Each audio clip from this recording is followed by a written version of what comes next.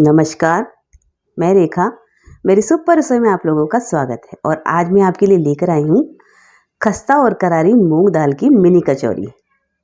बनाना बहुत ही आसान है और जिस तरह से मैं आपको बताऊंगी बनाना, आप बनाएंगे तो आपकी कचौरियाँ भी एकदम खस्ता और करारी बनेगी।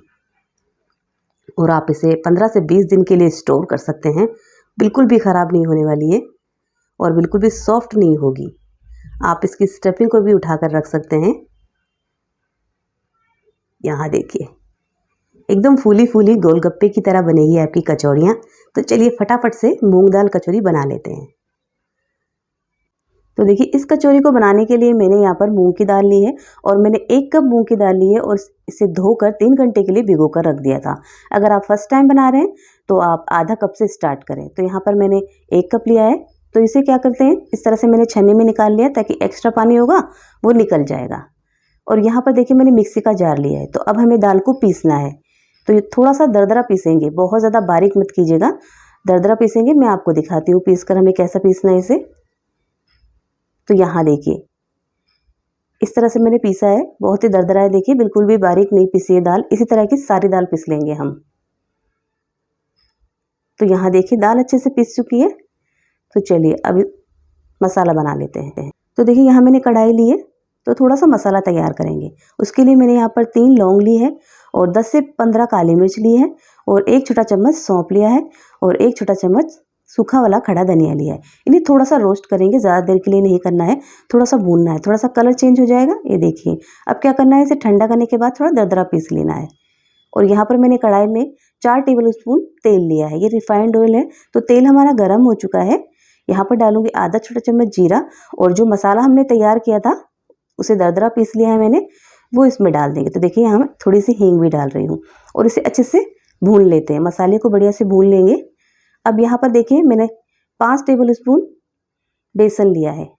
बेसन की मात्रा आप थोड़ी ज़्यादा भी ले सकते हैं। अगर आप कम बना रहे हैं तो थोड़ा कम कर लीजिएगा, लेकिन मैंने यहाँ पर 5 टेबल स्पून लिया है और बेसन को बढ़िया भूनना है। देखिए, तेल मैंने क्यों ज़्यादा लिया है, इसलिए कि हमारा जो बेसन है ना अच्छे से भुनना चाहिए और इस तरह से लिक्विड सा होना चाहिए। देखिए, तो यहाँ पर मैंने अदरक ली है और अदरक को ग्रेट करके लिया है। तो थोड़ी सी अदरक डाल रही हूँ मैं इसमें और अदरक भी बेसन के साथ बढ़िया भुन जाएगी। तो यहाँ देखिए, जब आपको बेसन भुन जाएगा आपको पता लग जाएगा। देखिए किस तरह से बबल्स आ रहे हैं, इसमें बढ़िया से भुन चुका है। कलर भी थोड़ा चेंज हो गया है। देखिए, बेसन अगर अच्छा नहीं भुनेगा तो कच्ची कच्ची स्मेल आएगी। तो चलिए कुछ मसाला ऐड कर लेते हैं। 1 छोटा चम्मच लाल मिर्च पाउडर, आधा छोटा चम्मच हल्दी पाउडर और 1 छोटा चम्मच धनिया पाउडर और आधा छोटी चम्मच गरम मसाला। इसे अच्छे से मिला देते हैं और इन्हें भी थोड़ा सा भून लेते हैं। और यहाँ पर डाल रही हूँ मैं आधा छोटी चम्मच काला नमक और आधा छोटी चम्मच लिया है मैंने सादा नमक। दोनों नमक डाल रही हूँ, इससे बहुत ही बढ़िया टेस्ट आता है। और यहाँ पर थोड़ी सी कसूरी मेथी ली है, साथ में ही भुन जाएगी। और यहाँ पर जो दाल हमने पीस कर रखी थी वो इसमें ऐड कर देते हैं। तो ये देखिए, दाल इसमें डाल देती हूँ और बढ़िया से इसे मिक्स करेंगे अच्छे से। तो हमें 3 से 4 मिनट के लिए इसे बढ़िया से भूनना है। मसाले के अंदर दाल को बढ़िया से भूनेंगे। एकदम आपकी स्टफिंग बिखरी बिखरी होनी चाहिए, गीली स्टफिंग बिल्कुल भी नहीं होनी चाहिए। वैसे आप इस तरह से बनाएंगे तो बिल्कुल भी गीली नहीं होगी। तो बढ़िया से मिक्स कर लेती हूँ मैं इसे। और गैस मैंने मीडियम कर रखा है, बहुत ज़्यादा हाई नहीं किया है। तो इसे अच्छे से मिलाइए मसाले को। यहाँ देखिए, मसाला बढ़िया से मिल चुका है और मैं इसे भूनती जा रही हूँ लगातार। तो 4 से 5 मिनट के लिए इसे भूनिएगा। और आप चाहे तो यहाँ हरी मिर्च और धनिया का भी इस्तेमाल कर सकते हैं, लेकिन मैं नहीं डालूंगी क्योंकि मुझे इन कचौरियों को स्टोर भी करना है और इस मसाले को उठाकर भी स्टोर करना है। आप इसे 10 से 15 दिन के लिए फ्रिज में रख सकते हैं। इस मसाले को उठाकर रख सकते हैं, बिल्कुल भी ख़राब नहीं होता है। ये देखिए, और स्टफिंग देख लीजिए किस तरह बिखरी बिखरी सी लग रही है। तो थोड़ी सी कसूरी मेथी और डालूंगी। ये देखिए, कसूरी मेथी का फ्लेवर बहुत बढ़िया आता है। और यहाँ पर डाला है 1 चम्मच अमचूर पाउडर और 1 छोटा चम्मच चीनी ली है। अगर चीनी आपको पसंद नहीं है तो आप स्किप कर सकते हो, लेकिन खट्टा मीठा फ्लेवर बढ़िया लगता है कचौरियों में। तो ये हमारी स्टफिंग तैयार हो चुकी है। गैस को बंद कर देते हैं और इसे ठंडा होने देते हैं। और यहाँ देखिए, मैंने मैदा लिए, मैंने 2 कप मैदा लिया है और 1 छोटा चम्मच लिया है मैंने अजवाइन। अजवाइन को थोड़ा सा क्रश करके डालेंगे। और 1 छोटा चम्मच लिया है मैंने नमक। और यहाँ पर मैंने 1/4 कप घी लिया है। मानकर चलिए 6 टेबल स्पून घी है हमारा। तो इसे मेल्ट करके लेना है, इस तरह से नहीं लेना है। तो यहाँ देखिए मैंने तड़का पैन लिया है और इसमें इसे गर्म करूँगी। तो देखिए यहाँ घी गर्म कर लिया है और सारा घी इसमें डालेंगे हम। अगर आप चाहें तो तेल से भी बना सकते हैं, लेकिन खस्ता और करारी एकदम घी से ही बनती है, तो आप घी डाले मैं यही कहूँगी आपको। और बढ़िया से इसे मिला लीजिए। ये देखिए मैंने इसे अच्छे से मिला लिया है और इस तरह मुट्ठी बांध कर देखिए, अच्छे से मुट्ठी बंध रही है देखिए। तो हमारा मोन भी अच्छा लग चुका है और यहाँ पर थोड़ा थोड़ा पानी डालकर इसका आटा लगा लेंगे। और आटा हमें थोड़ा सॉफ्ट ही लगाना है क्योंकि हमें स्टफिंग डालनी है अंदर, तो हार्ड आटा बिल्कुल भी मत कीजिएगा और एकदम चिकना आटा बनाइएगा बिल्कुल। और कचौरी की रेसिपी मैं पहले भी डाल चुकी हूँ, आप उसे भी देख सकते हैं। ये मिनी वाली कचौरी बना रहे हैं और वैसे भी ठंड का मौसम है, गर्मा गर्म कचौरी सबको अच्छी लगती है। तो यहाँ देखिए आटा तैयार हो चुका है और इसे रेस्ट पर रखेंगे हमें। तो यहाँ देखिए मैंने 10 मिनट के लिए इसे रेस्ट पर रखा था और देखिए अब इसे फिर से थोड़ा सा चिकना कर लेती हूँ हाथ से। ये देखिए बढ़िया आटा तैयार हो चुका है हमारा देखिए, और सॉफ्ट ही आटा है देखिए। अब हमें क्या करना है, 2 भाग कर लेती हूँ और एक भाग के हम छोटी छोटी लोई बनाएंगे। इस तरह से तोड़ लीजिए आप। ये देखिए थोड़ा थोड़ा पोर्शन तोड़कर रखिए और यहाँ पर एक पोर्शन हाथ में लेकर इस तरह से गोल कर लीजिए। ये देखिए और इसे इस तरह से दबाइए और कटोरी की तरह बनाइए। बीच से थोड़ा मोटा रखिएगा और साइड से आप पतला कर सकते हैं। और यहाँ छोटी कचौरी बना रही हूँ, मिनी कचौरी, तो मैंने थोड़ा सा ही पेड़ा लिया है। ये देखिए अब इसमें डालेंगे हमारी स्टफिंग। तो अगर आप फर्स्ट टाइम बना रहे हैं तो थोड़ा कम ही मसाला डालिएगा। यहाँ पर मैंने 2 चम्मच डाली है और इसे बढ़िया से सील कर देंगे। तो देखिए इस तरह से उठाते हुए इसे अंगूठे से स्टफिंग को अंदर दबाते हुए इसे बनाइए और इस तरह से गोल गोल घुमाइए और आपकी कचौरी तैयार है। ये देखिए। तो चलिए दूसरी कचौरी और बना के दिखाती हूँ।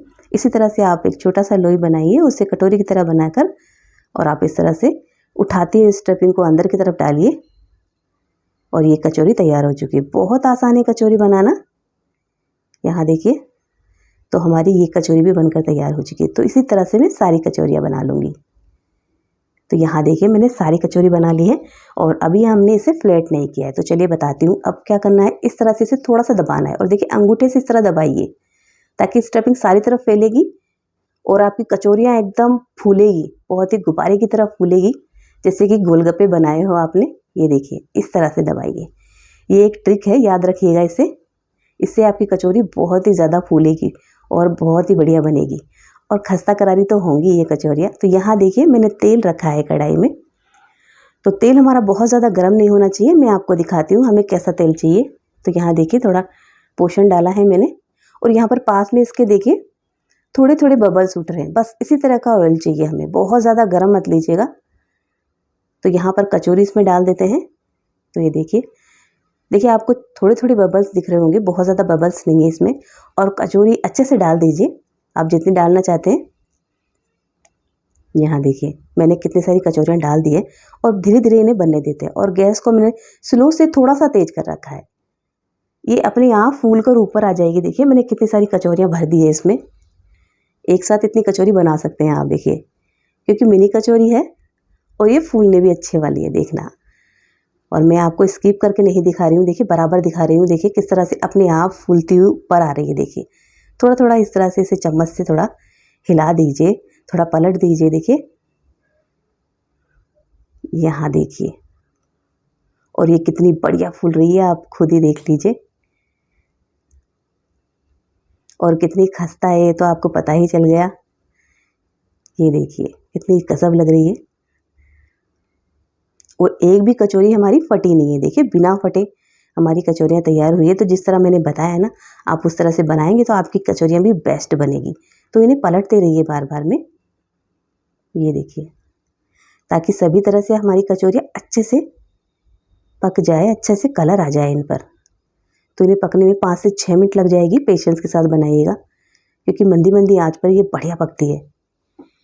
और गैस को अब थोड़ा सा मैं तेज कर रही हूँ, बहुत ज़्यादा स्लो मत रखिए, अब थोड़ा तेज कर दीजिए। तो यहाँ देखिए पक रही है और अच्छा कलर आने पर ही और यहाँ देखिए आप कचौरियाँ देख लीजिए, खुद देखिए कितनी बढ़िया लग रही है, एकदम गोलगप्पे की तरह फूली जा रही है। देखिए पताशे बनाते हैं ना हम, ये देखिए। और देखिए अब कचौरियों का अच्छा कलर भी आ चुका है, देखिए बहुत ही बढ़िया बनकर तैयार हो चुकी है। यहाँ देखिए लग रही ना एकदम गजब। तो सर्दियों के मौसम में इस तरह की खस्ता कचौरी मिल जाए तो मज़ा ही आ जाता है। तो चलिए मैं आपको इसे स्ट्रेनर में निकाल कर दिखाती हूँ। ये देखिए मिनटों में बना लेंगे आप ऐसी खस्ता और करारी कचौरी। तो हमारी कचौरियाँ बनकर तैयार हो चुकी है। तो इसी तरह से सारी कचौरियाँ बनाएंगे।